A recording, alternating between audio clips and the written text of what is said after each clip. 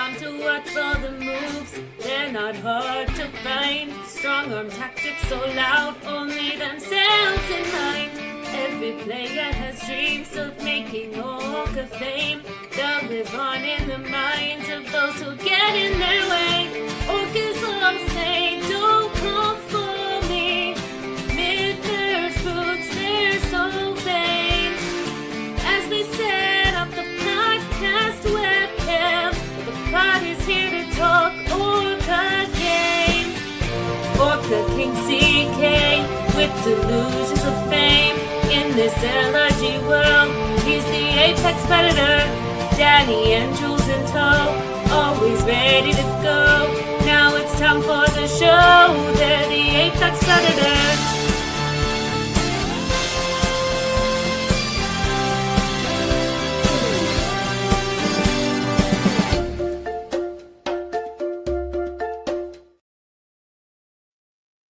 Hello and welcome to the ORCA Pod, the Apex Predators of Australian Survivor LRG podcasting, continuing our coverage of the third best season of the 11 that were released at the time that people voted for what was the best. The bronze medalist, some say it's undeserved, some say it should be much higher in the rankings, but the people have spoken and this is where it is, and it's been a fantastic season to cover so far. A fantastic deep dive with my fellow co-hosts, Jules and Danny. Then a fantastic special interview with the three returning boots who came back for redemption, Holly, Kiara, and David. Last week, I had a deep dive with Sal, which was fantastic. Great to get his insight into the game. And next week will be the final episode in our coverage where we will award a bunch of awards, MVP, best premium boot, whatever, no one cares. The most important award, ORCA of the season, as voted by the Congress of the ORCAs and the people who have a small percentage of influence in said vote.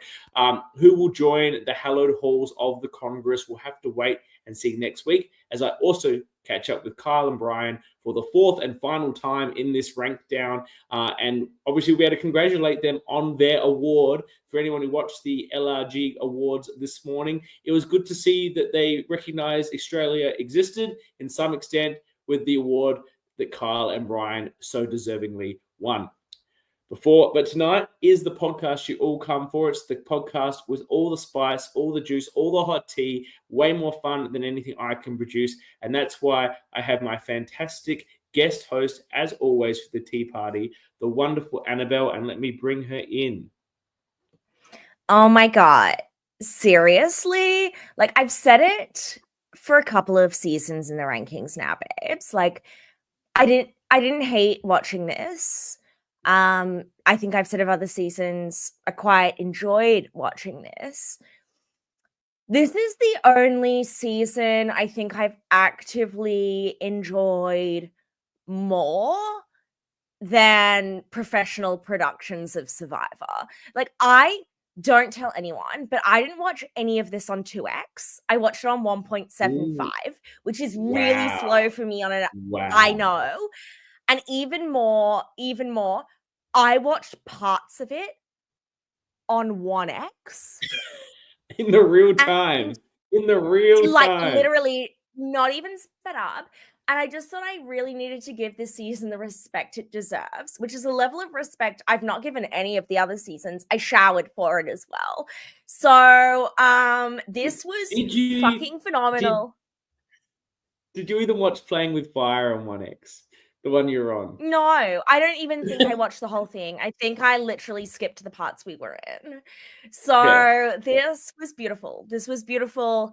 I genuinely enjoyed watching it. I was engaged. Have I ever been in the ORCA pre-pod chat actively live tweeting my reactions? No. It was amazing. You said you were going to watch 3 episodes. You were going to watch the first episode, the merge, and the finale. Yeah, I usually only watch 3 episodes. I binged it. I watched like 6 episodes and then 6 episodes. It was crazy. And I famously despise watching these series for the ORCA pod and do it out of love for you. And I really enjoyed this season. It was amazing. So shout out, the casting, immaculate. the edit, immaculate, and I could not be more thrilled with the people we have on the ORCA pod today because obsessed with all of them, and I have so many questions for them. I always bring the best for the ORCA pod. I make sure you have the best guests. I know who we should be looking at. I was enjoying your live tweeting. We were actually at the first ever live ORCA event in Canberra on Friday night while I was getting your tweets. We awarded some live ORCA medals to people in attendance. The Romolo medal, we have actual medals. There's like orcas on it. We awarded one to Dom. There'll be some footage of him receiving it coming up soon, along with his little video to celebrate his success. We did some live trivia that Dan wrote for us. It was a great, I think we had about 40 to 50 people there from the Canberra and the broader community, obviously drinking on my dime. Did you buy all 50 of them drinks? I was going to say, did you buy all of them drinks? Because Eden, the people's champion, finished in the top 5, I had to put $1,000 on the bar. That was the deal. Crazy. You got a bigger turnout. You got a bigger turnout than they do for these kind of cringe official Survivor events. That's insane, babes. I love this. You have to pay to go to those, and I was putting on the drinks. And then of course the second ever live ORCA drinks will be in October in Perth, and I'll have to put $1,000 there too because Zoe also was the people's champion of her season, and she finished 3rd. So looking forward to seeing all. I need to come for that. Yeah, it will be epic. I'd love to see all these amazing people. Anyone that can make it to Perth at the end of October, I will put up an event shortly once I find a venue. But without further ado, thank you, Annabel, for being here and presenting your show. I'll drop out and you can bring in the guests. Okay, guys, I am like legit thrilled with this one. I don't think anybody who's watching this in real time or afterwards has ever seen me this excited to do an ORCA pod, i.e. excited at all. And I knew I was excited to watch this season because it had some of my babes, it had some of my lovers, but I loved it even beyond that. And one of my babes, one of my lovers, one of the first people to screw me over in a Pratty mini. Let's welcome in the hot mess, the showmance diva of the season, Caspar. Hello. I completely forgot about that Pratty mini. Have we not all forgotten and yet been scarred by a Pratty mini, babe? I haven't forgotten. I won that mini. I won it. So Did you? Oh, I don't remember any of it. The only thing I remember from that Pratty mini was you and being like, why are there so many incels? Other than you. Not you. That. You weren't an incel. No. It was no, now you say that, I remember you making that comment. Yeah, literally. I'm like, we need to be in an alliance because we're the only non-incels. Yes. And then you promptly screwed me over for the incels. It was gorgeous. No, it's fine, babes. It was really hot. Okay. Speaking of people who are definitely not incels, they gave you the eyes, they gave you the drama. They are the only thing that made the last couple of episodes even remotely watchable. Let's welcome in the Twink King, Josh. Hello. Right, I'm the Twink King. Thank you. Honestly, that, Eden. The puffer vest and the short shorts, I was like, this is the official uniform.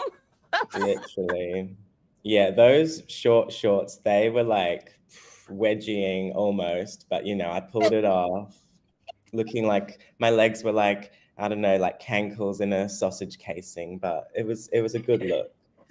The knee was swelling, but the legs were still immaculate. Thank you. Yeah. Okay. It's great to be here. We're so happy to have you here, babes. So many questions for you, but we still have one more icon. And this is a new icon for me. This is someone who I didn't know about before this season. And now I am completely and utterly obsessed with her. I'm like, get her name tattooed on my chest, but also not because my chest is immaculate and it doesn't need any spoiling. Rachel! Hi, nice to see you guys. Thanks for having me. Oh, Gorge, you are the moment, and we're so obsessed. Thanks. Oh, it's so good to see you guys. I feel like it's I been know. Miss you. I know. yeah. This is a really hot lineup. I'm just saying, this is a really hot lineup. I'm really excited to get into it with you all. And I think this has just got to be the best casting. Am I right? Like, if we start, I mean, Caspar, you were an anomaly, but let's go over to the red tribe to start off with. Like, that was just perfection from start to finish.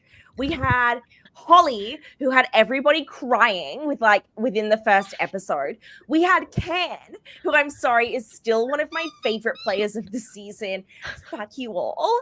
And then you were all so absolutely amazing all the way into the finale. So talk to me a little bit, Rachel.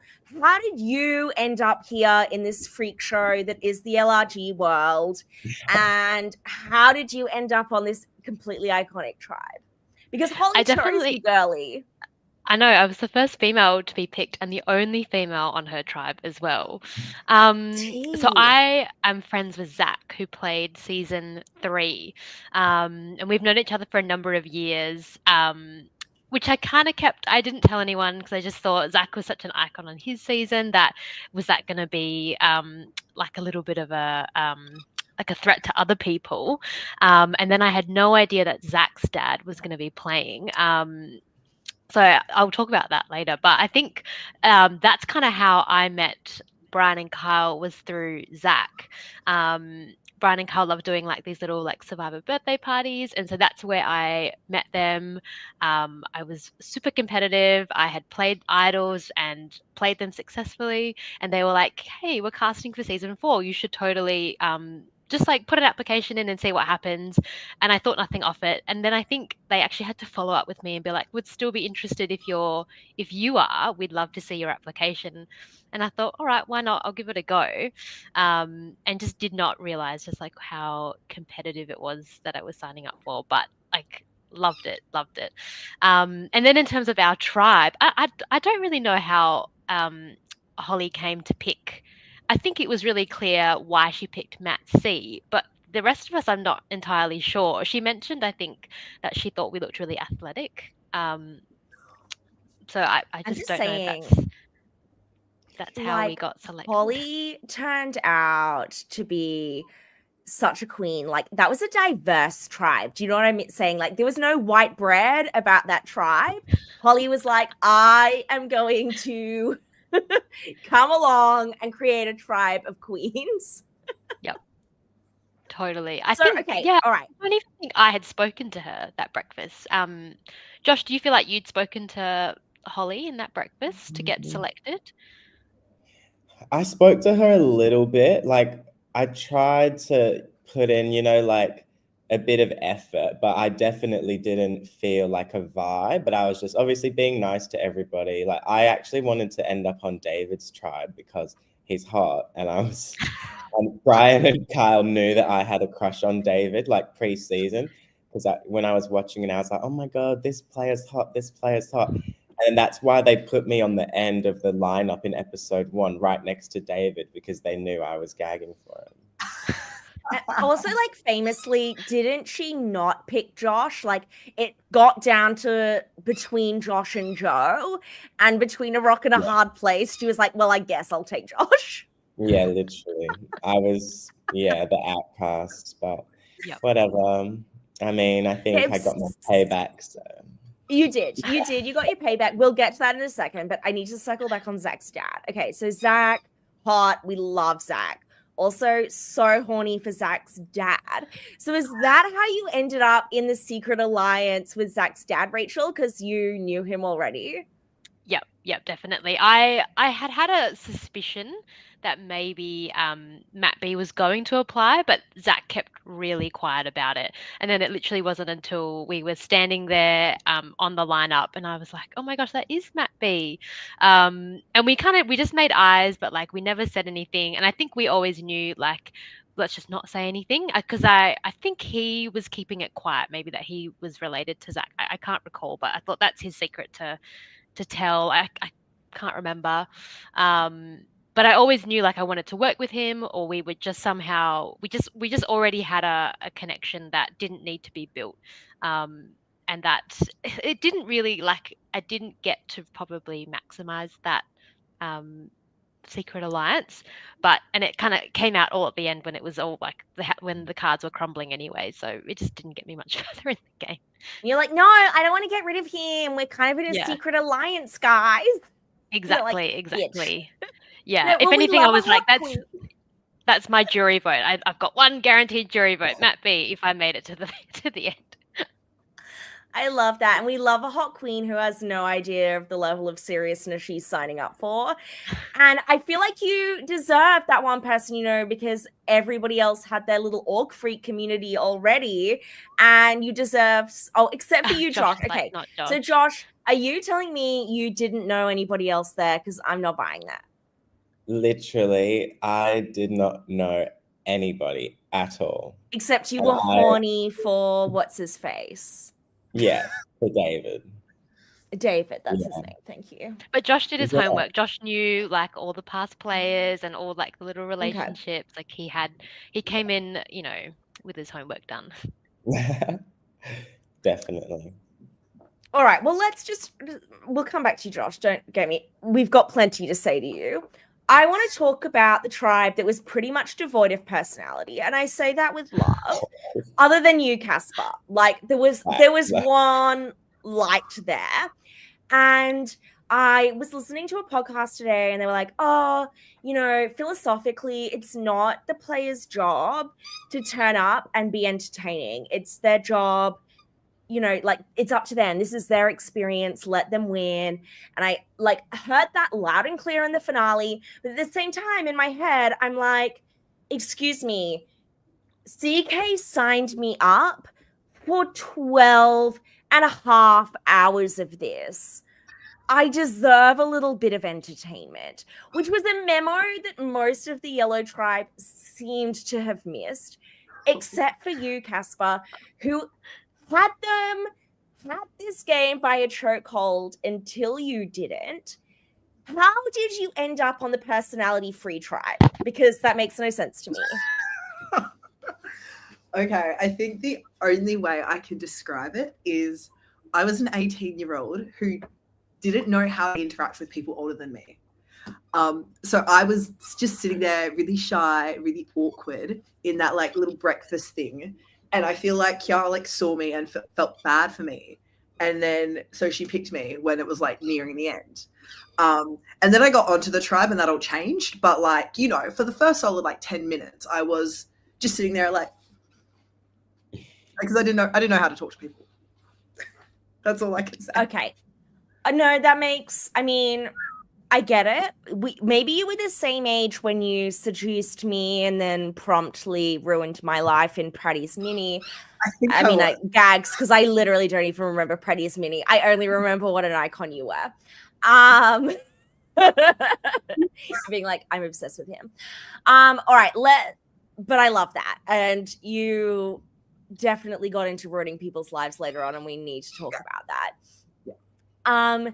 Josh, what a roller coaster for you. At the start, it was like twink violence. Which one of these little homosexuals are we going to come for? And it became homo on homo violence. But we really started out with like, okay, do you know the one thing that would be meaner than twink on twink cruelty? Like smashing Holly's self-esteem into smithereens to the point where Brian was profusely sobbing. Yeah. And I get it because like you're like, girly, it's you or me. Yeah. Talk to me. And also like you broke your knee on like the least physical challenge ever. I just need you to talk me through like it was quite the physical. hot mess. That was so physical. You were literally walking over a plank backwards and forwards, Han. Talk me through your hot mess first 20 minutes. God, yeah, it was a whirlwind. Yeah, like I got there, you know, having done my homework, being a super fan, thinking like I got this, I'm gonna slay this.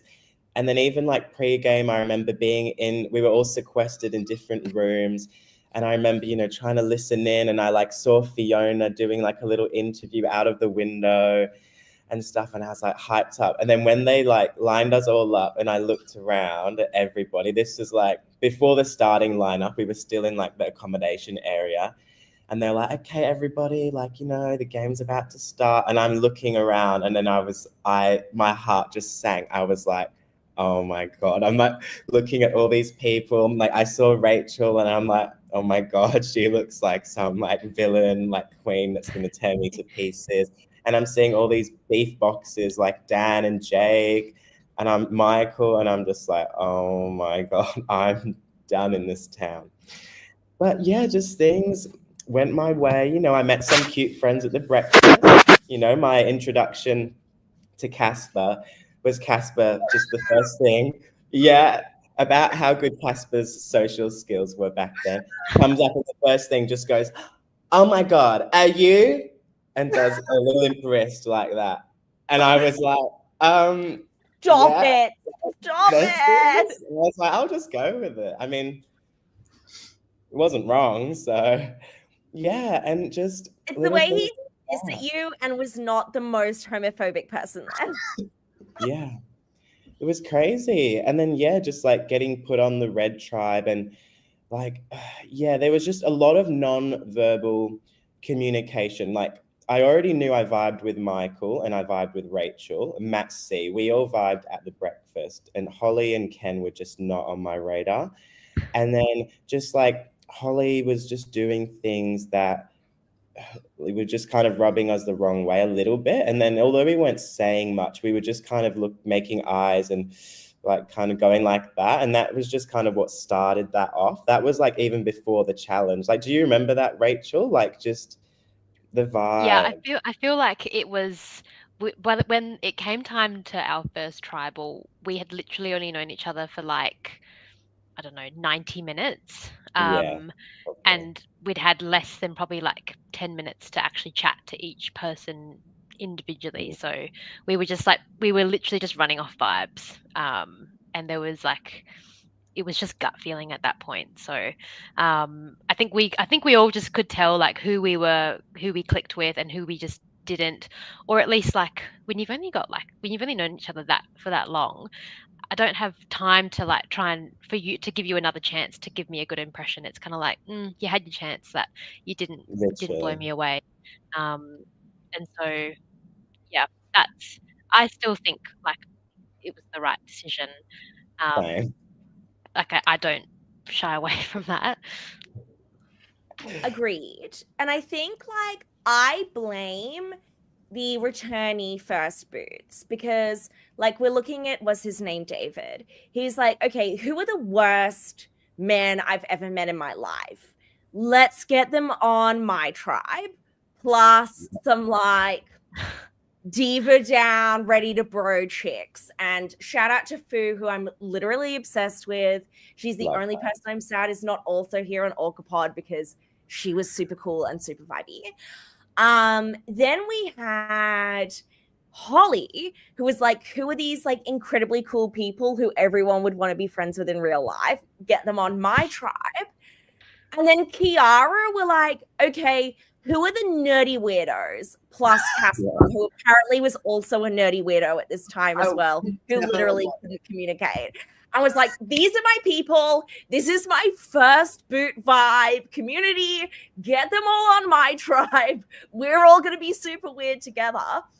And that was like the perfect group for her. So shout out to her. Caspar, talk to me. You immediately off the bat, close friends. You and Kiara, besties foresties. You and Sal, you're like sharing idol clues with him. What was going on there?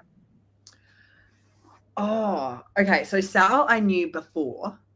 I will say that Sal and I knew each other. We played an org together. Oh God, org freaks, yeah.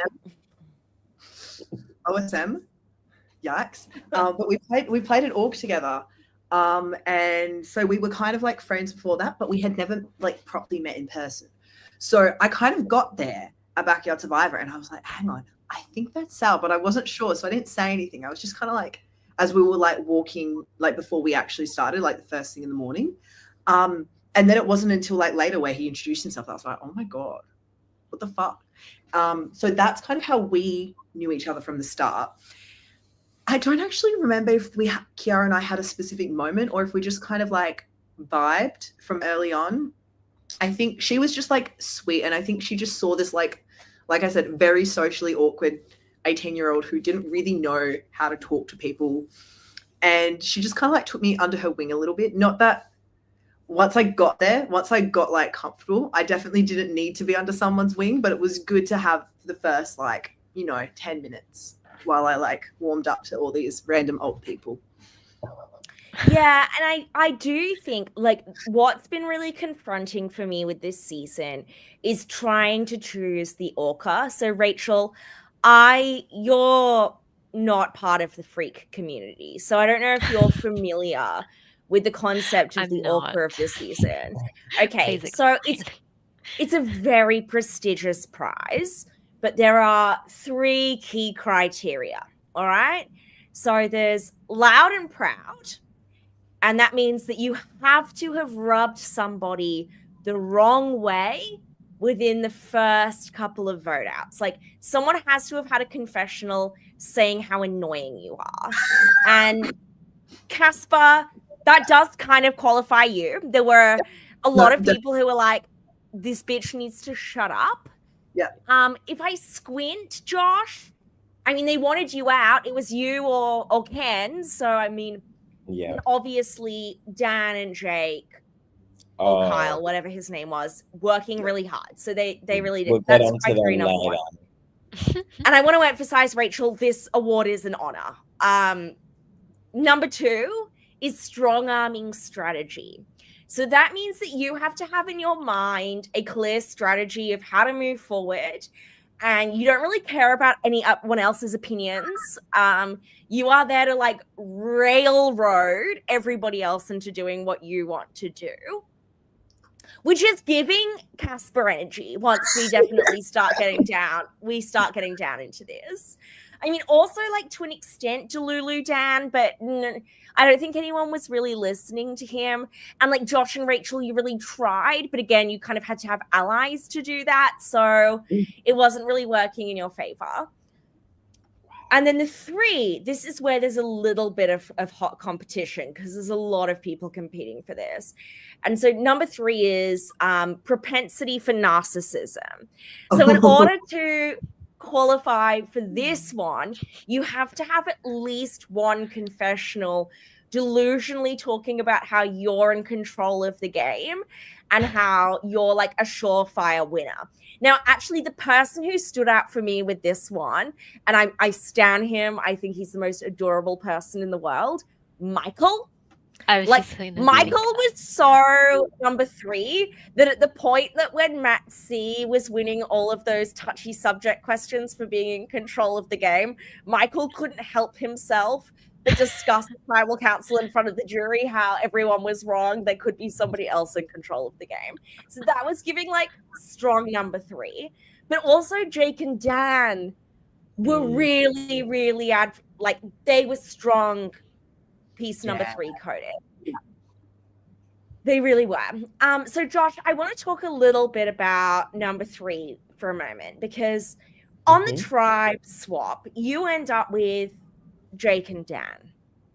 And while some people, which we will get to, really, really gelling with them, you were not gelling with them. You weren't gelling with them, Josh. What was going on there? We just, no, we're like oil and water. Like, I'm this happy-go-lucky, but was I in the game? I was a bit of a bitch, to be honest. But like, I'm just very rainbow vibes, and they're very like, boring, toxic, macho, bully vibes. And, this isn't the high school locker room. And even so, that never happened to me in high school. But like, no. And they would just had this energy of they didn't want a bar of me. They already just, I felt like they didn't like me when they'd never even spoken to me. And I do have a thing where I hate alpha males in general, but normally I can get along with most guys because they'll be like, they vibe and they love the token gay, and I can play that up a little bit. Like I got along with Matt B, Matt C, Michael, like, love them. But then they just hated me. And I was like, well, I'm not the type of person that's going to suck up to you. If you want to be a bitch to me, I'll be one back and I'll do it better. And that's why I think we pulled off what was one of the most iconic moves. Oh, yeah, and all three of us were in on that. Iconic. We were. But yeah, I mean, I have to take credit for that one, as the edit shows. But yeah, I think that was the most iconic move. And just like, when we're at Tribal and Jake's like, oh, like I'm not such a bad guy, and then it just zooms in on me, and I'm like the I biggest loved hero. that. Yeah, it was I just like love karma that. wrapped in a bow, and I was just like, screw you guys. It was amazing. The Dan vote, the Jake vote, both of them were absolutely like, there's just so many questions I could ask that I'm not even going to remember to ask, because as I was watching it, I'm like, this is just absolutely amazing. Rachel, it seemed like going into that swap, you were closer with Matt C, but then you became really close with Josh. You built like certainly what was a one-sided, very special connection with Rachel Fu from her perspective. What ended up happening with Fu? Because you very quickly kind of screwed that girly over the moment she flipped on her bros. Was it just that you felt a lot closer with Matt B? Like, why did you screw over my girl? That's what I'm asking.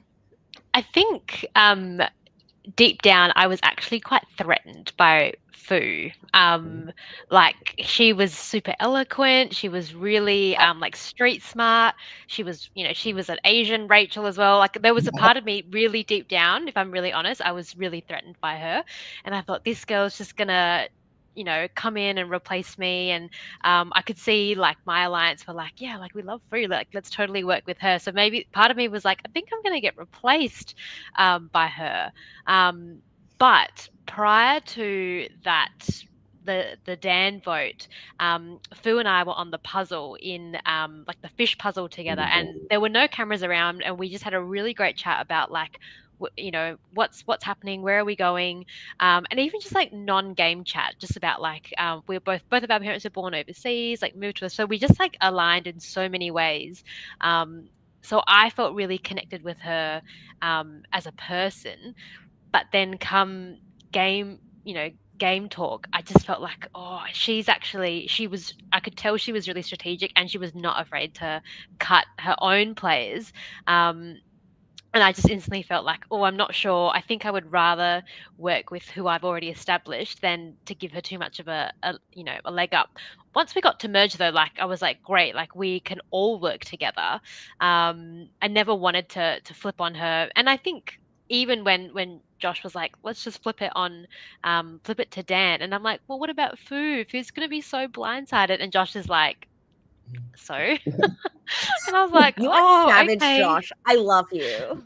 So I was looking out for Fu, but I think deep down I was actually just scared that she was going to come for me. She never did, like, to her credit, but I felt like she would have if she had to. Go Josh. I have a point to add. Like, it's often said in these podcasts, like, yeah, that we screwed Fu over, and yeah, look, we didn't tell Fu the whole truth about the Dan vote, obviously. But in my eyes, Fu, always have said I thought Fu was an honorary Birac 4 member.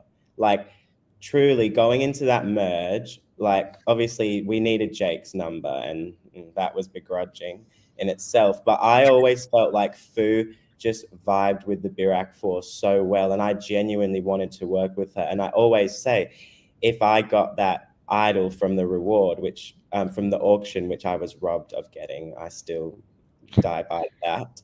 I seriously wanted to play it on Fu because we knew that's where the votes were going, even though Caspar was trying to do all these crazy things.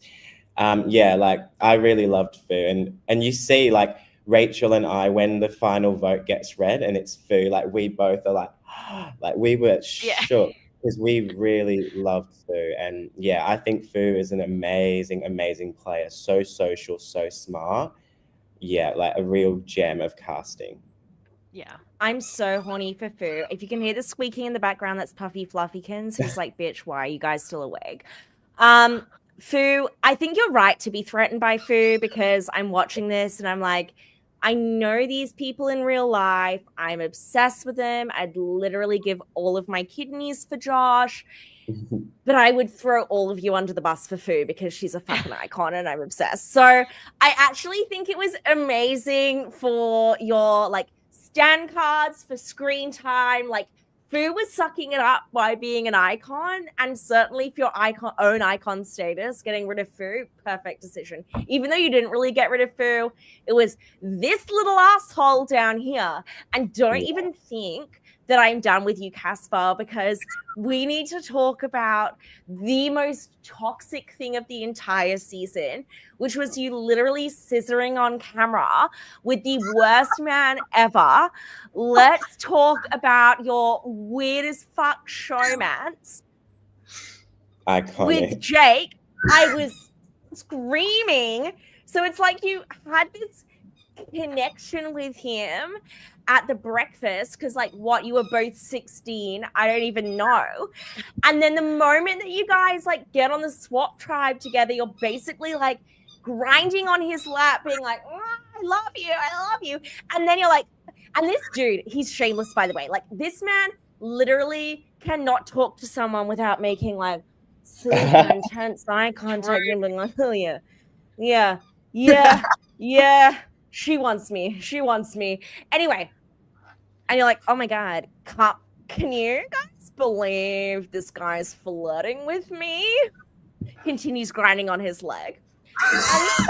And then after like saving him from a vote, you've got this like safe, desperate dude in your corner. You're like, yeah, I think I'll get rid of him. Also, by the way, I'm gay. Oh, it's great fun. It kind of just like from the start, okay, so we did have that little conversation where I was like, oh, we're the same age. Like everyone else here is old. I don't know how to talk to these old people. I'm going to talk to the person my age. That was great. We were not that old. Like, okay, you weren't. That is fair. For me, anyone older than 20 was old. I didn't like have a very good perception of age. And then like just when I would see Jake at challenges and stuff, he'd be giving me these eyes. He'd be looking over and he'd be like, like looking at me, and I was like, okay, what is going on? And then we got to the swap tribe and he was like all over me, and I was just kind of like, okay, yeah, sure, I'll go with it. I genuinely thought he was like trying to play me. I thought this was like some really meta thing and he was trying to play me so that I would be in his pocket, but he wasn't serious. And then so I was doing the same thing back, being like, oh, he's obviously playing me, so it's fine if I play him back, like no hard feelings. And that's why I didn't really like care. Like I was just there, so I was just kind of doing it so I would have someone in my pocket like that. And then we saved him, which was more so just because I wanted to get rid of Dan, to be honest, because I knew that Dan and I weren't close and like he would not vote my way if I wanted him to. Whereas I was like, Jake's an easy number, I can manipulate. And then that night, after that vote, we all like go to bed, right? And I'm like trying to set up my tent. Jake's next to me. He's like coming over to helping me, and he's like nudging me and like flirting with me, and he's like all over me as we're like setting up this tent. And then we go to bed, and then I like sleep on it in the morning. I'm like, I'm so bored of this. I'm like ready to get him out. I just got bored. Honestly, that's as simple as it was. I was like, this is fun for a night. I'm bored now. Spill a tea, Josh. Spill a tea. I can see it in your face. Give me the drama. Give me the real story, because Casper's full of shit. This is the real tea. So my tent was next to Casper's and Jake's. I don't know. I to be honest, thought they were in the same tent at one point. And I swear I could hear whispering, sweet little nothings for many hours into the night. And I'd forgot a pillow, so I was like struggling to sleep anyway. And You know, I was waiting to hear some other noises that might happen, but they didn't. They didn't. But it was a thought that ran through my head. So I think maybe, Caspar, you were more in on that than you're playing along. He's a I good looking okay. guy. I do have to say, at the time, I did not think I liked men. I did not. And that is genuine. I do like men now. He was the okay. sleeper In agent. fairness, I'm coming to terms with this in my own sexuality, where it's like I like attention, but men are gross. So I can understand. I can understand where this is coming from. But I'm sorry, I actually have a different bone to pick with Caspar's story here, which is the concept that Jake could be playing you. Because Jake's signature move, which was one of my favorite moments, was the interaction between you and Jake, Rachel. Because this is Jake's signature move, right? Like, someone comes up to Jake and they go, "Oh, okay, like, yeah, Jake, what are you thinking? Like, have you got any alliances? Like, would you like to work together?" And he goes, Yeah. "Well, I'm It's like, not going to say what do you anything." mean? Do you have an alliance? I'm like, I just asked you that. Like, answer my question. It's with the intense thinking he's being seductive eyes, which I'm sorry, Jake, if you're watching, which you probably aren't, I'm sure you've matured in leaps and bounds in the last 4 years and you're a whole different person now. I was incredibly cringe when I was flirting at 18 too. Rachel, you were a mature lady at this point, and this 18-year-old boy is giving you the sex eyes while telling you to go fuck yourself. You said it all on your face to me, but talk me through you trying to throw this man a bone. I remember, so there was a challenge where we had to do like charades or something. And so while people would run up and do charades, everyone else on the tribe had to like sit together with their backs facing them. And I remember he was sitting really close and was like putting his hand on my leg. And I'm like, what is going on? Like, I was just like, okay, this is, and I was like, this guy's clearly just trying to like get somewhere in the game or build a relationship. So then when he came up and was, well, I thought I'm just going to ask him because he obviously wants to work together. And then I don't know I think he was just trying to flirt, and I'm thinking, I'm not here to flirt. I'm here to win. Like, tell me what I need to know. And he just wasn't giving me anything. And just stonewalling me, maybe like playing hard to get. And I was just like, I don't have time for this. I actually just I need an alliance, and you're not giving that to me. So, bye. Like, and that was something that Zach had said to me, like in some little like pre-game advice, was like, just be really open and really warm with everyone, because you need to make relationships fast, and you just don't want to give people a reason to doubt you. And in that moment, all I did was doubt Jake. And I was like, I just don't know where this guy's at. So I'm just not going to waste any more time with him. He was an 18-year-old boy. And yes, Matt, I understand why he wants to repress all of these memories. I'm so glad that all of the filmed footage of me when I was 18 would be illegal to share now. And I kind of don't blame him. It was fundamentally humiliating to find out that he was probably a little bit gay, given his attitudes at the time. Question Kiara, because this was coming up a lot at the time. And Josh, you said you had no context for this, and you didn't seem to have any context for this in the game either. So I don't think you can like answer. Everyone kept going on about what a good game player Kiara is. They were like, no, you don't get it. Like, Kiara is a gamer. Like, Kiara is a gamer. And the way they were saying it was like Kiara had like 1 4 orgs or something, or like was this just something that was happening within the game? Like, Caspar, if Kiara was a big auger or mini, like if she'd won 4 Pratty minis, I feel like you would know. But I'm like, from my perspective, I'm like, why is everyone saying this? She was literally first boot. Like, she's doing fair now, but where's this energy coming from? Do you know where this energy was coming from? The main thing I can think of is she wasn't quiet about the fact that she was a super fan. like when she would just talk about being a very big fan of Survivor quite casually. And I think that was the big thing, at least in the game. And then I think we all kind of got towards the end and we were like, oh, she's really unassuming, but she's actually had so much control this entire time. So I think it was a combination of those two things, and we kind of just put it together that little bit late that, oh, she actually knows exactly what she's doing and she's not just being friendly with people. She's actually really switched on. Yeah, like she was switched on. I just needed a little bit more zhuzh. Like I think Yeah. Kiara on a regular LRG, Kiara on one of the many LRGs I've been forced to watch to this date, I'd have been like, yeah, she's a really great player. Whereas on this season where there were actually interesting people and I was actually interested in watching it, I felt like she kind of fell to the side because the three of you plus Michael, Matt, Fu, like such compelling, like such interesting characters. I'm gripped. I'm like interested in what's going on.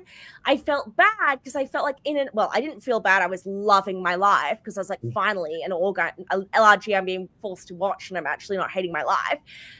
But I feel bad for Sal and Kiara because I feel like on a regular season, everyone would be like, slay. Yeah. I think they're just nice to people is the difference. Yeah, I hate that. Like, I feel like some of us are kind of a bit of bitches.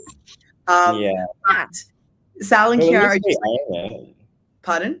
At least we were just like not afraid to be villains. Yeah, like, that's the thing. We all leaned into it. They were just very nice and they didn't cause conflict. And generally, the entertaining people are the ones that are causing problems. So I think, like, she definitely was a good player. I'm not like she absolutely was. She had great control of most of the game, but she didn't actively cause problems with people. In fact, she was quite a problem resolver. So when you've got a show like Survivor where it's, you kind of want to highlight the drama, she falls to the side. Absolutely. She's not the drama. And this was my major gripe with the philosophy I was listening to on this podcast about how they're not there to be good TV. They're there to give their best shot. I'm like, I'm sorry. As someone who has spent years fundraising for a season and putting in so much effort to organize a season, actually, you do fucking owe it to me to turn up and be interesting. So this isn't your experience. This is years of my life. I feel like that is totally what Josh and I were saying near the end when we were just like, we feel like this season deserves like a really deserving final tribal council, and the people that are on the trajectory to be there, I just thought didn't bring that to the season. Yeah. And I mean, like, I think some people had different views on like their story arc, but I don't know. Maybe it's a bit narcissistic of us to think like our story arc was a lot better, or I just feel like we had a flair that was, we were just shameless about it, and some other players didn't want their game to be remembered like that, or didn't have that style in mind. So anyway. Yeah. I mean, I'd rather be one of us three than be Joe. Like, I'm sorry. As a player. Lovely girl, but come on. Oh, yeah. No, for real. So forgettable. The five of you, the six of you, so the three of you, Matt, Michael, Fu, very charismatic. Strong. Even though, Matt, you're in the chat, you weren't giving a lot, like there wasn't a lot of zhuzh, you were still able to be quiet and charismatic, quiet and interesting, which shows that it is possible, right? And I feel like it made everybody else kind of pale in comparison. That like the six of you brought so much energy, and I feel like a Jake and a Dan are usually the best that we can hope for in one of these seasons. Like where they're just conspicuously awful.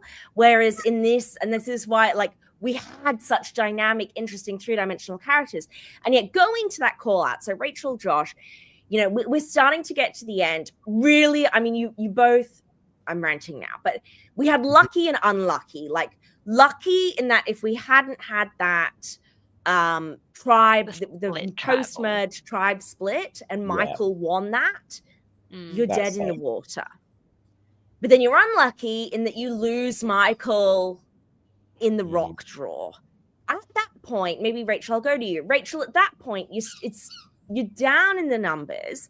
Did you genuinely believe there was any hope of flipping them? Like, where was your mind at this point? I think at that point, it felt like Josh and I just didn't have an in, because none of the people that were left we had ever been in a tribe with. Whereas Matt and Michael had been working on Sal and Joe and Kiara, and they were out into them, and then suddenly we just lost that connection. So I think because Caspar and Matt went out in one tribal, we lost our only connections really quickly. And I think in the moment we were just so like Birak strong. That's our ticket to the end. We didn't. I don't think we had thought that through terribly well. And we were just so like one-eyed in that we just could do it, and it will it'll be all Birak at the final three, and we'll just battle it out together. I don't know at what point I realized, oh crap, we've got no out. And it was well after rocks, and I think I just did not have the strategy to even go, no, we need to make a move before rocks. Like I think rocks was just such an emotional, like, we were actually really angry at Sal because Sal had promised us on 2 previous votes that he would vote with us, and then he failed to do so.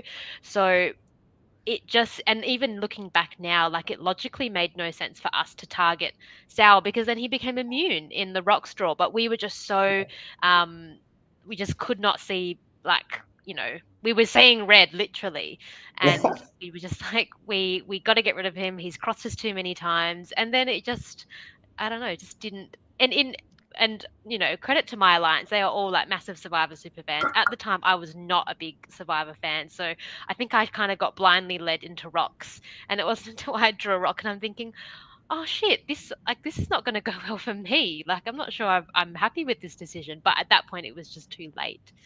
So I think the rock draw was nuts to me because it was so obvious to Matt and Sal that this was the best possible outcome for them, was going to rocks and you guys keeping your votes on them because both of them would be safe. Yeah. And I said to you in the chat, as I'm like live messaging my thoughts, if you're both committed to going to rocks and you both told each other before going into the vote you're going to rocks, surely the sensible thing then is to each vote for the one person you don't want to leave. And Josh, you said, straightforward answer for me on this one. So I'm assuming the straightforward answer is you just didn't think of it, but talk that through to me, because I know you're a big fan. Yeah, it's honestly like what Rachel said. Like, we were just so mad at Sal for being the one lying to our face. And like what Caspar said, Joe and Kiara never wanted to cause conflict. So, you can't be mad at them because they're so just placid and, just sweet and nice. And Sal's the one who's actually done this to us. So we were just so mad. And we literally, were seeing red and had tunnel vision and just wanted Sal gone. And in Survivor, how do you get rid of someone? You vote for them. But this was the one situation where it actually benefited him.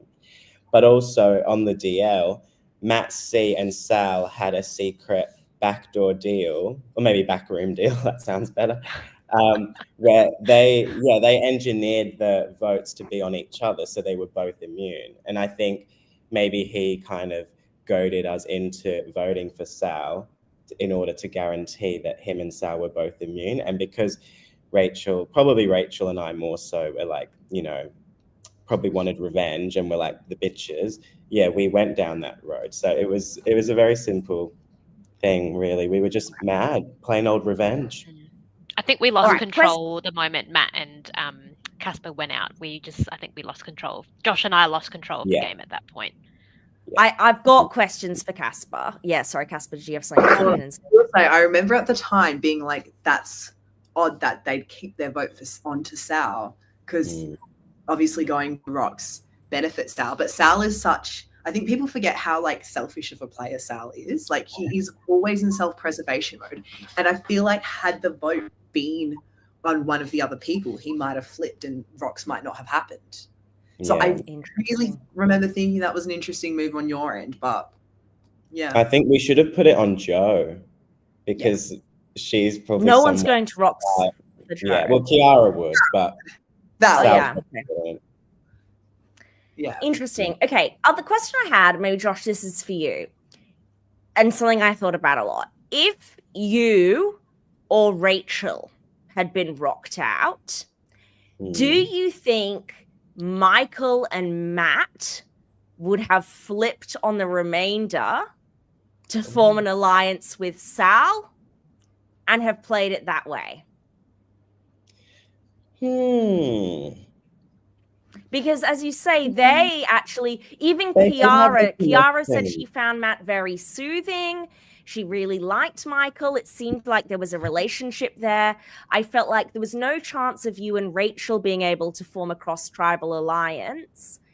Do you think that there could have been, did the wrong person go out at that point for things to mix up a little? I don't really think so.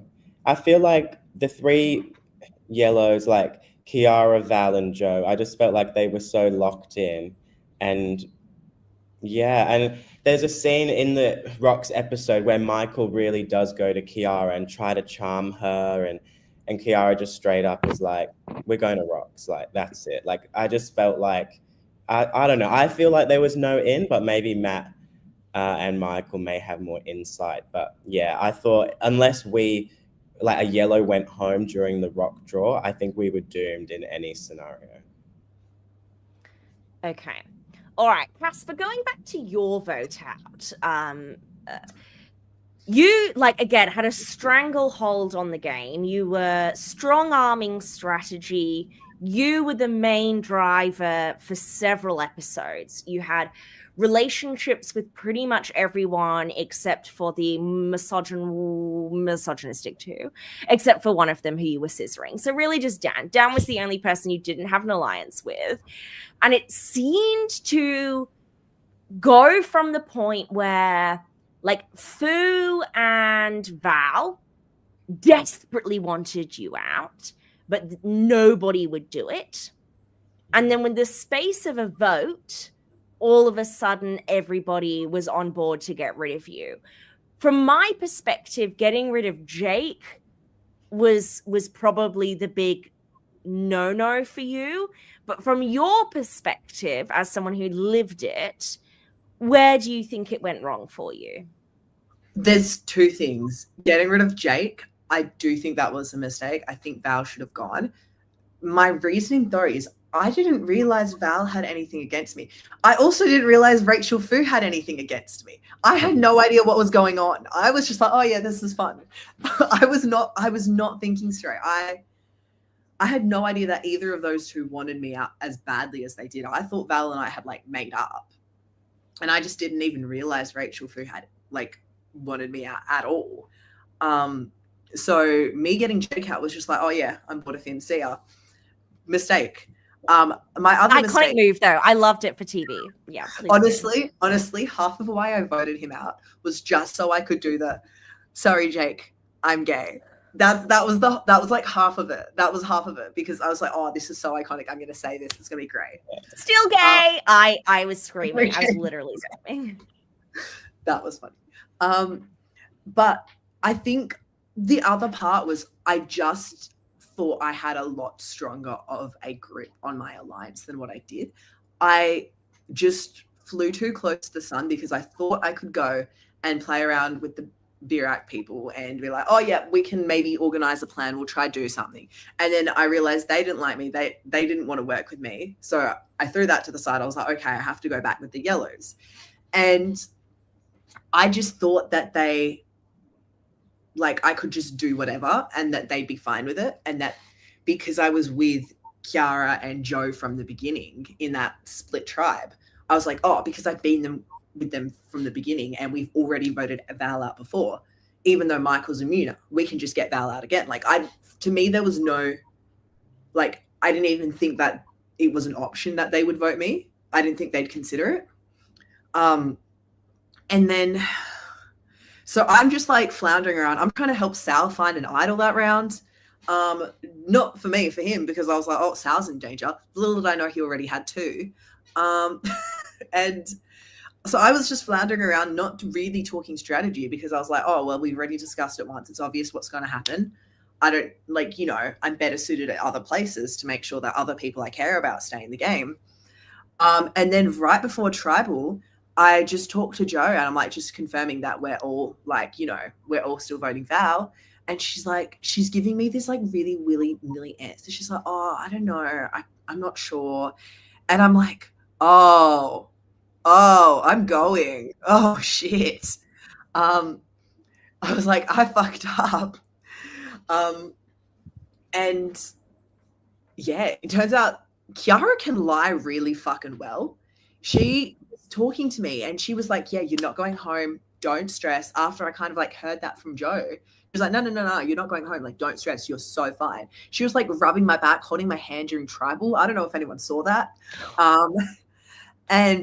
But because It's giving Joe, Jake. because Joe can't, unfortunately, Joe either can't lie or just did not want to lie. Either way, she made it incredibly obvious that I was going home, and I was like, fuck. So I knew I was going home, but I just didn't know Kiara was voting for me. Kiara was rubbing my back as the votes were being read out. Go Josh. Go Josh. Josh Yeah, used to do that at tribal council. He'd be like, yeah. Oh, So- I fucking Josh, I'm obsessed with you, just so you know. Put all 3 of you on every season. Yeah. But yes, Josh, go.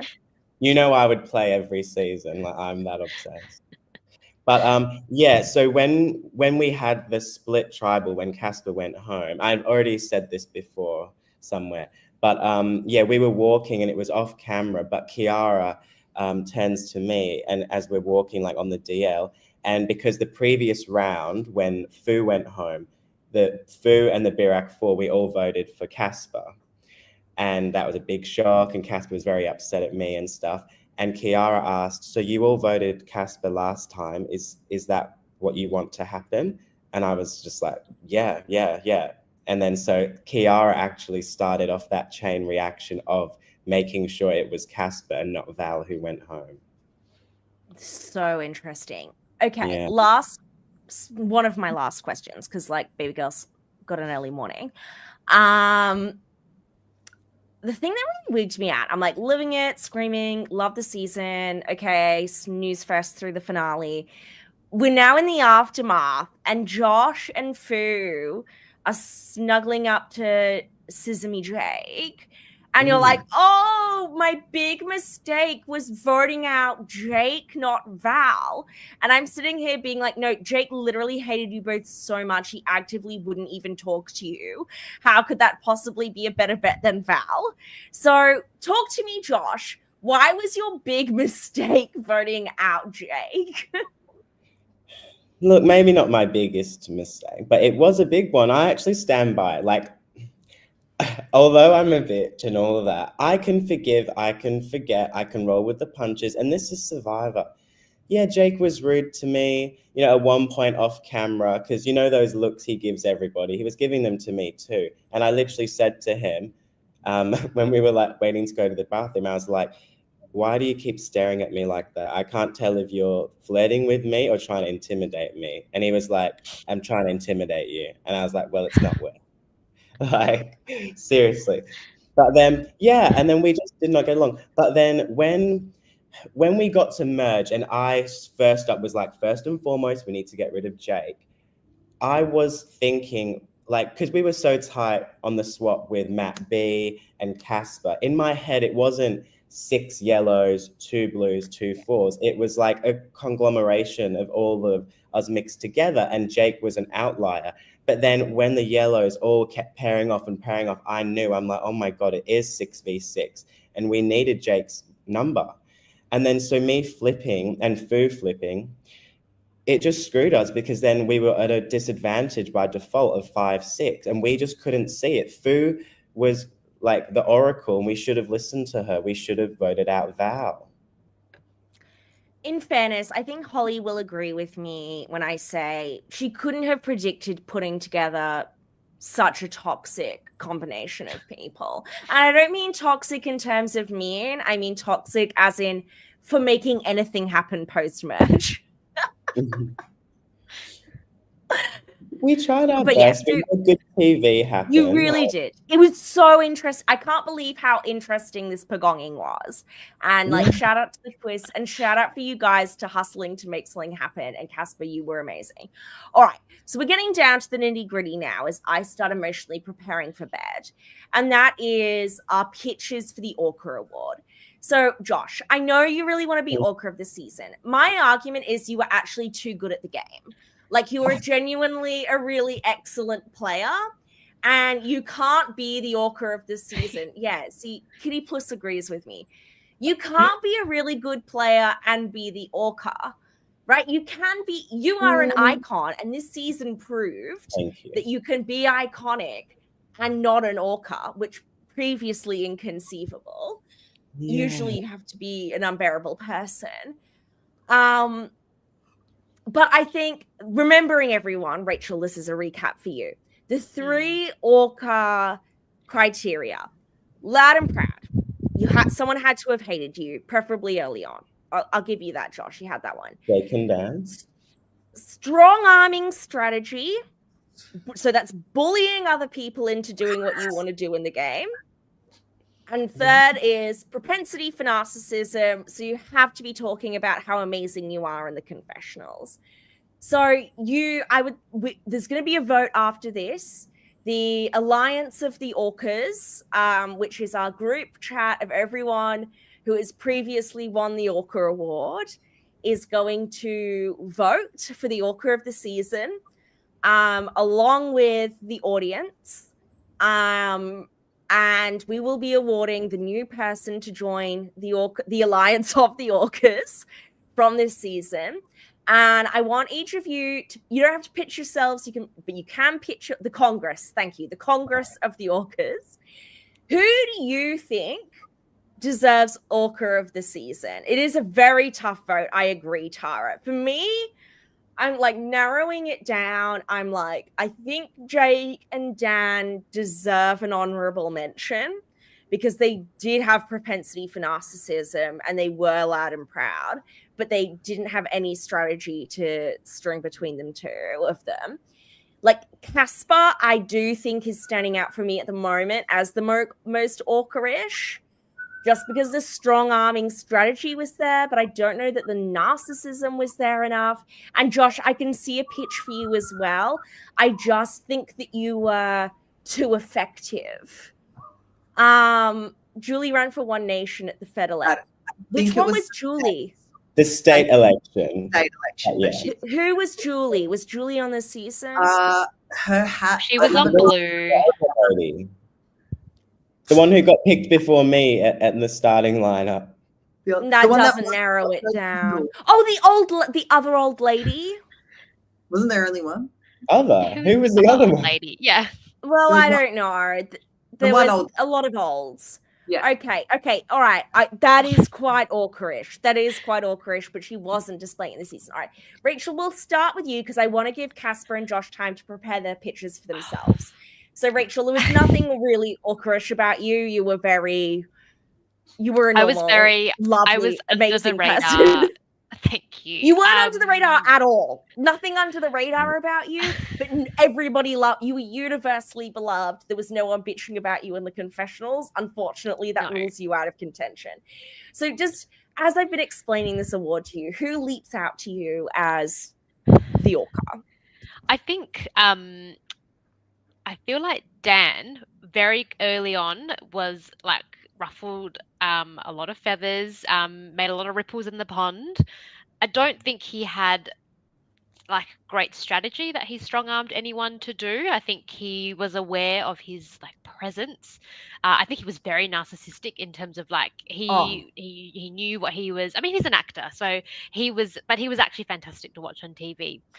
I think Dan He jumped loved out at talking me. about how he was the most muscular standout. Everyone was threatened by him because he was so popular and muscular. Yep. His Did opening line notice was him like, "I flirting thought with this was The Fu. Bachelor," you know. Yep. Yeah. Yeah. I want to say maybe Michael. There No, is Michael had strong Orca energy. Michael there had was I Orca remember potential. one confessional where he's talking about the Brat Four, like, we're so great, we're so gelled, and he's like, I just want to work with all of them. He's like, but I think I could beat all of them at the end.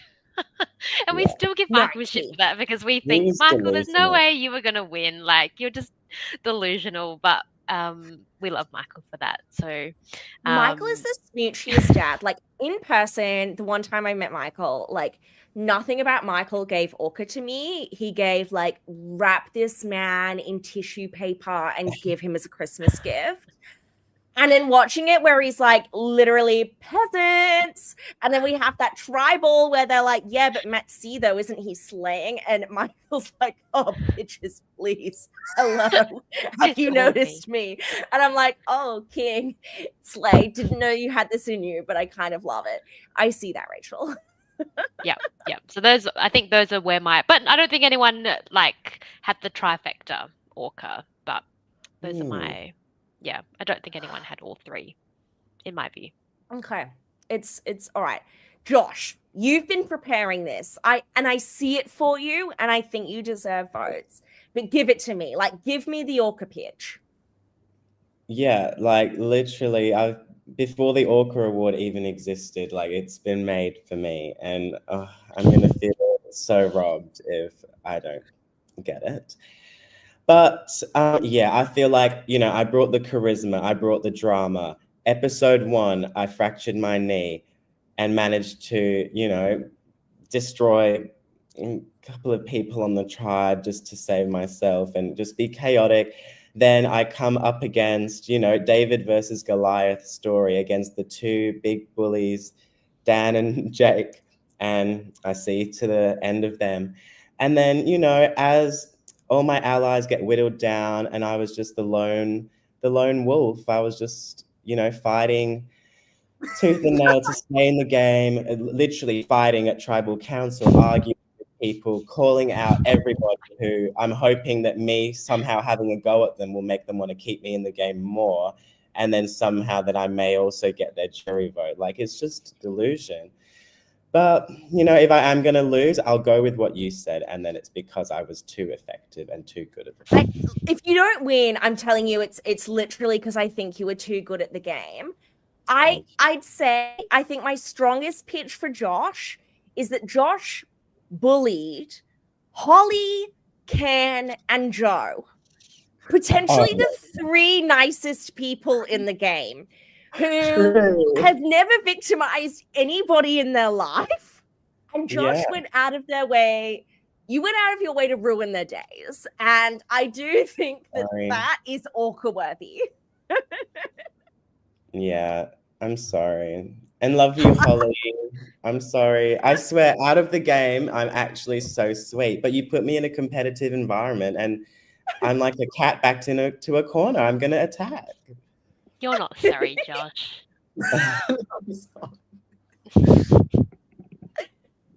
I love. If only there was criteria number 4 full of shit. All right. All right, Caspar. Who pit your pitch to the Congress of the Orcas? Who do you think we should be giving our awards to? I think it should be me. T. All right. What's the narcissistic tick? Yeah. Okay, let's go through the criteria again. So the first criteria is, I've forgotten your word. Loud and proud. Yeah, I was going to say pissing people off, but that basically means the same thing, right? So so many people wanted me out so many times. Val hated me. Don't know what I did to Val, but she hated me. Fu, so angry at me all the time. She was just like so much controversy there. Dan thought I was annoying. He wanted me to shut the fuck up. I also just was so loud about the game, but I wasn't actually good at it, is the thing. I thought I had this down pat. I had no social skills, did not know what was going on. See, this is ORCA. This is ORCA. I thought I knew what was going on, but I have no social skills. That is ORCA coded. Okay. The second thing is strong arming. Is that right? Yeah, strong arming strategy, bullying people into doing what you want to do. There is a confessional by Fu, and I think it's either in the merge episode or the episode after that where she is just so angry at me because I just keep on walking up to people and telling them, oh yeah, this is the plan, by the way. Just like, oh yeah, we're agreeing this is the plan. Like, I've already thought of it. I don't really care what you think, but I'm just going to make sure you agree to it so that we all said we're doing the same thing. And she was so angry about it. And I'm there. Once again, I don't think I'm strong arming anyone. I think we're making a group decision and I'm just vocalizing what everyone's thinking. That's what I think is going on. I don't realize it's what you're thinking. I just thought we all were thinking the same thing. So that's the story. And you know what? I hate to say it, it was kind of effective for a while. Like the Val vote. It really was. It really was. I was the one who threw out Val's name. I didn't vote throughout Dan's name. That was Josh. Full credit there. But then at merge, I was the one that was like, oh yeah, we're going to split on Josh and Val, and then on the revote, we're going to vote on Josh. And then like it was just what I wanted up until I left. And then in the third one, the narcissism, I don't think there is any time in the game that I was like, yeah, I'm winning, because I don't think any of that got televised. But my lack of self-awareness with my relationships with people, I thought I had fantastic relationships with every single person in the cast, and they all fucking hated me. And I think we like you. We were just so alive. hard. I stand so hard. I stand all of you, and I do like Matt Chang in the comments makes a good point where I'm like, in so many ways, Caspar is the ORCA of the season, but is there anything more ORCA than being like, fuck the criteria, I'm strong arming you all, I was more ORCA than everyone, fuck you, give me the fucking ORCA prize. Like, I do think that Josh is ORCA-ing his way into the ORCA award. Because I will be there with bells on at the ORCA Perth drinks in October. So, you know, I need a medal to have. Where's my sash? And also, for any haters of Mark, if you know Mark won the ORCA in season 5, I love Mark season 4, because you cannot give Mark anything more to brag and talk about himself with, because he will have that over me. Okay, I beat him by 1 placement. He cannot be an ORCA without me also being one. I will die. Maybe he will get that engraved on his freaking tombstone that he's an ORCA and I'm not. I swear. I am obsessed. The 3 of you are so phenomenal. Final question before I go to bed. The Max Johnson question that no one cares about. Did you have fun? Was it a lovely experience? What was the highlight for you in terms of wholesome bonding, Rachel? I loved it. It was awesome. I'm still great friends with my alliance, Barack 4. And I feel like they fully introduced me into a whole world of Survivor I had no idea existed. I still am finding parts of Survivor that I don't know, like little sub groups that I just never knew. Yeah, I never knew existed. So I love it. It was such a great experience. Yeah, I would totally do it again. Brian and Carl know that. And yeah, I loved it. Amazing. Caspar, would you scissor Jake given the opportunity if we decide to do like an LRG Love Island or an LRG X on the beach? Iconic.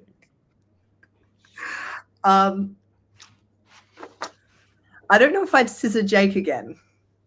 Okay. Sorry, Jake. I had fun. Even if you did these ones, you needed. I think I'm okay. I think that might turn me off a little bit more, unfortunately. it's like you know those videos, or like when straight men go to kiss, and instead of like going in normally, they go like. Oh God! Stop it! Stop it! That's what it's giving. That's what it's giving. Sorry. Honestly, it really is. If I wasn't already entering my lesbian era, this season did it for me. Josh. Yeah, it was life-changing for me. Like, I got introduced to Backyard because an old friends with benefits of mine was friends with Brian and Kyle, and you know, started with a bang. It's still an ongoing journey happening now, you know, with all these amazing players and podcasting for like Canberra Survivor and all this. It's just an amazing world. And also I have an announcement as well, that if anybody remembers, during season 4, it was lost media, but it will soon be released. So we had the VIP lounge, and where you paid a small fee, and they had all this extra content and secret scenes. And just before the podcast the other day, I messaged Brian and Kyle and I said, look, everyone forgot about this. It's lost media. I was like, while season 4 is getting its moment in the sunshine again, why don't you release it? And Kyle was like, we'll get back to you. And then he said, yeah, they're going to release it all. So it's going to be released for free to the world. So you're welcome. Oh my God, exciting. More Josh, more Rachel, more Caspar. Yeah, I can't wait. there are a few little funny incredible. tidbits. Like, Immaculate. we had a really fun crew member at one point. You remember Rachel and Caspar talking about, was it cats or something? And we were like, wait, is that on the VIP lounge? Yeah, I'm pretty sure there wasn't there a scene of it, Rachel? I think so. We were shocked. Yeah. I remember we didn't even talk about tonight. Yeah, it was cooked. Yeah. And then I don't know, I'm not to take over the podcast, unlike an ORCA would, but do we have any like quick fire? I mean, because I have a little mini list, just quick fire, tea spilling little tidbits. Yeah, go, babes. If there's something you need to get off your chest, go now, because honey has a morning meeting. Yeah, okay. So, let's hear it. Go for it. No, I'm living for it. There was an unaired moment where at the final tribal, Sal, brought out his idol. That was aired. And then I asked Kyle and Brian to verify it. And do you guys remember that? Dude. And they were in disagreement of if that was like in the game allowed, but then it was verified. And I think that's fair, because I feel like at final tribal, there should be like a level of transparency, And, imagine faking an idol at final tribal and being like, oh yeah. I mean, Sal's the one person that I wouldn't put it past to do that. But so that was a good moment. Joe almost quit, and it wasn't just at final 4, it was at final 5 as well. Because after me and Rachel roasted her, I remember her being so upset. And I was like fighting for my life in the game, and she was even considering quitting so that I could stay in the game, even after I just bullied the shit out of her, basically. And even I was like, no, like that's beyond the game. Like, don't do that. Yeah, even that was below the belt for me. Bullying somebody out of the game is ORCA behavior, so extra points for that one. Yeah, I'll own it. Yeah. And a little one, Michael can agree to this. At the Birak camp, when Holly had gone home, me and Michael walked off, and then we realized, we're like, look, we feel tight with Rachel and Matt, but have we just put ourselves on the outs, and now it's going to be the Asian 3 and they vote us out? We were so scared. I never knew that. It didn't go like racial, so that was good. Didn't go racial. Yeah. And I reckon Josh still has that dirty bar of soup. Oh, I do. Oh my God. Your hair. I have it. Ew.